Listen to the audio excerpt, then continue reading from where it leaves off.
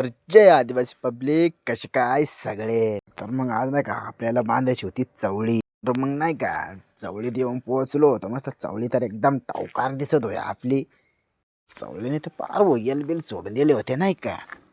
मग काय दिली बांधायला सुरुवात करून एकदाशी चवळी. चवळी तर बांधतच होतो, पण इकडं आपला भात पण सोंगायला आला होता नाही का. मी तर इकडं चवळी बांधतच होतो, तिकडे बाकीचे माझं नाही का चवळीला खत पण टाकत होते सोबतच. इकडं सोबतच भुईमूग पण काढायचं काम चालू होतं. इकडे काढून झालेलो होता भुईमूग नाही का. बाकीच्या शेंगा इकडे वाळत घालून दिल्या होत्या आणि बाकीच्या नाही का घरी नेऊन घालल्या. इकडं आपल्या तुरी पण जाम मस्त दिसत होत्या राव. मग काय थोड्या वेळ बसल्यानंतर शेंगा बिंगा खाऊन डबल दिले बांधायला सुरुवात करून. संध्याकाळ पण झाली होती आणि बाकीची चवळी पण बांधायची राहिली होती. मग काय बाकीची तर उद्या बांधताय आणि निघालो मग घरी नाही का. मस्त गाडीवर आणि मी आणि दादा निघालो नाही का. आपल्या गावापासून माळ्यात येणार रस्ता तर खूप खराब आहे, पण मग तासावीजा गाड्या आपटत आपटत चाललो होतो आम्ही दोघं बापले.